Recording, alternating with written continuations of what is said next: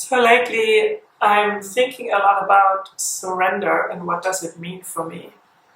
Um, I think I came across in one of the podcasts I was listening to. If I remember, I will put it in the notes so you can also hear it and listen to it. Mm, And I ask myself a lot. So I find myself recently, since already a few months now, that I am detaching myself from a lot of things. Because when you are, or at least for me, my experience, I catch myself being in phases where I'm seeking so much for answers and I have so many questions and I follow this person and then I hear this one and then I do these maneuvers and I do Kundalini or whatever it might be. And then I'm just busy with like the healing part so much that it's almost too much because then I want to get the answers so badly that I'm getting lost in the here and now.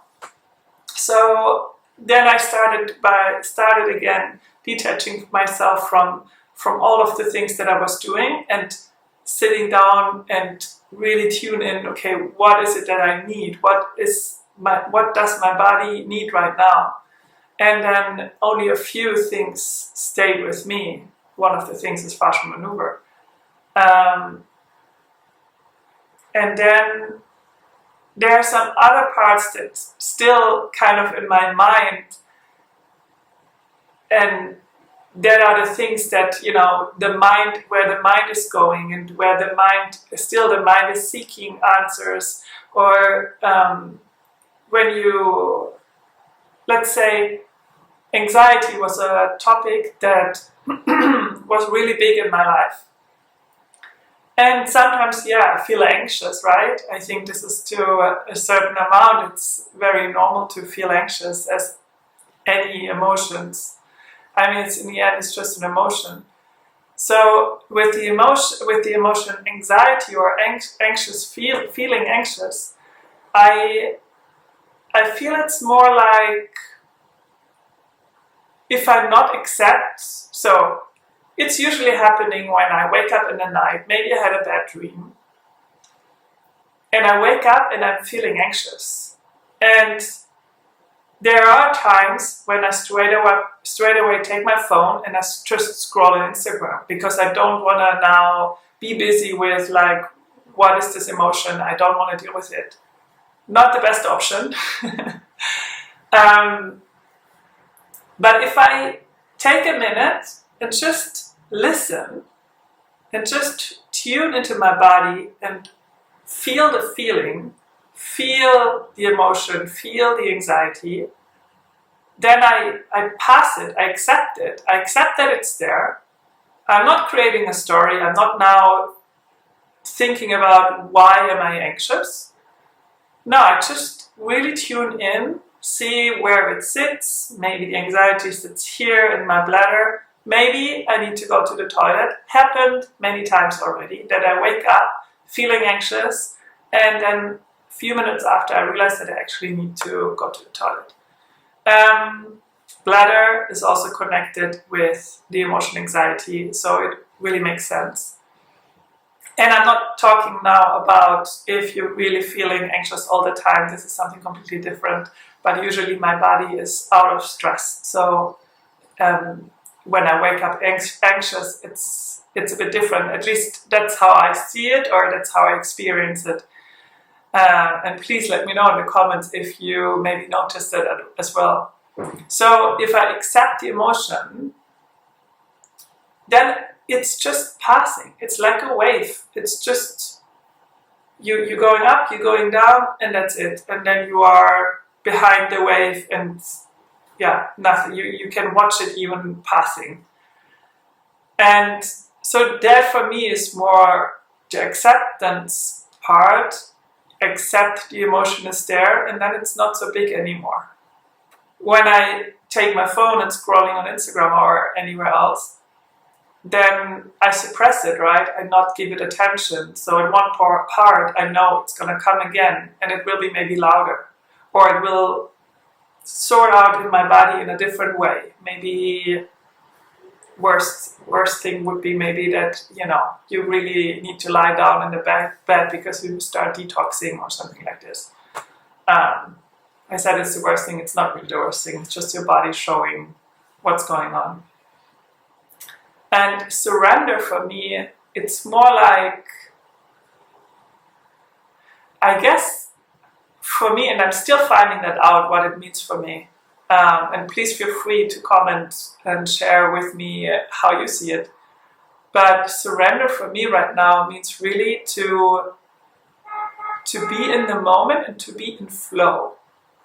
And yeah, it's again like you are in the lineup and there's a strong current. What if you're a surfer, then you know what I mean. And the current just takes you. So if you try to paddle against the current, it's very, very exhausting and sometimes even not possible. So it's, especially when it's a current that's, you know, like going in kind of a circle. So you also have a tunnel where you can go out super easy to the lineup. But if you would take the part where the current is against you, you would not. It would be really difficult and exhausting to reach the lineup, even if you could do it. So you have two possibilities. You really paddle against the current and hope that you at some point make it out there, or you let yourself just take yourself by the current, and at some point you will be out of the current and you could just go with the stream. And it doesn't mean for me that you just accept everything that's happening to you and you just, you know, you're like the flag in the wind that just goes like this. No, but it means more like, for example, I recently find it again very challenging to quit coffee. I really like coffee. Here's also an organic coffee that it's a store of a friend, so it's really nice to go there. So I was talking with the people that I'm doing the online class, the Fascial Maneuver class with, and one woman, she said something very interesting when I described it, because I said, what if I not try to do anything about it anymore? What if I just accept that this is what I like at the moment? And when I switched and I said, and I also realized if I go deeper and I look at it deeper, because I already quit coffee. It was not a problem. I didn't drink coffee. I had like a lupine coffee, which is not at all with caffeine. It's just a different, it's not coffee basically. It's just a substitute. Yeah, this is the word that I was looking for.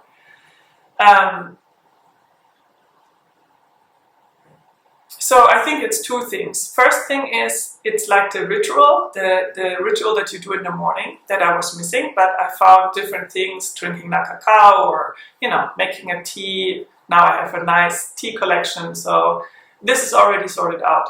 So I don't need it in the morning. But it's also the taste, and then what I really noticed, it's also the social aspect. So now I don't have coffee in the house. That means I need to go out, to go to a coffee place, to be social, to be out there. I love coffee places. I always loved them. When I was living in Berlin, there were so many, obviously, and I loved to just sit there outside, watching people, drinking my cappuccino, whatever it was. So there's that to that. And then this woman said, so maybe it's really not the addiction to coffee, maybe it's just for you a reason to go out to see your friend. And I think this is again this not being against it, but going with the flow, but changing the perspective. Because now was giving coffee such a huge worth, no? Or weight, not worth, like a big amount of weight. But what if I just take it, make it not so important? So what if I drink coffee? what will happen. Like, I know it's not necessarily the best for my skin right now. So I know that my body is not really, it would not be an act of self-love right now, that I know. But then on the other hand, and that I was also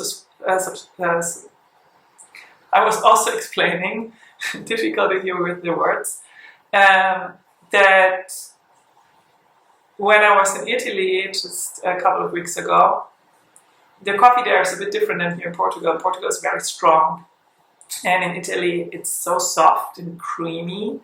And I was just, even now when I thinking about it, it was just so good. Every sip was just so amazing and it tastes so good. And then I said also to my group, I said, I cannot imagine that this coffee that I was drinking there, that was tasting so good and I was enjoying it so much, that this is doing any harm to my body. I don't believe it, because I enjoyed it so much. And I think sometimes, I mean, I'm not saying now you can drink the most toxic drink and if you enjoy it then nothing will happen, yeah? For sure not. But it's not now about like drinking it all the time and like, you know, making a habit out of it and all that. It's like in moderation. But I really think it's the perception of things and how you go about it. Because if I keep now resisting coffee and always when I have the craving, like my ego is talking with me, no, you not need it, or it's okay, you can drink coffee and it's only today, tomorrow you won't drink it. You know, like this like angel and devil on the left and the right side of the shoulder. And if I just accept it first thing and then surrender and not make it so important. And since I'm thinking about it like this, it brings again the joy. And then I not feel like I need to drink coffee. It's more like, you know what? I want to go for a walk. And when I start working, I maybe pass my friend at my friend's place and I'm going to sit there. And it takes the pressure away and it takes the weight away. And yeah, so far this is my thinking about surrender and letting life also not happen to me, but for me. So changing the perspective there as well. And I think this is a really important one. It always, when I say it, it's also way more softer and more loving, no? Life is happening for me and life is not happening to me. I don't know, the to me thing sounds already very harsh. Yeah, still keep thinking about these things and I'll keep you posted where I'm landing. But I'm happy to read any comments and if you have any links to any podcasts or anything, please share. When I'm sewing here and designing my clothes, I usually listen to podcasts or books, audiobooks. So feel free to share. Thank you so much for listening to me. And hit the subscribe button. Thank you.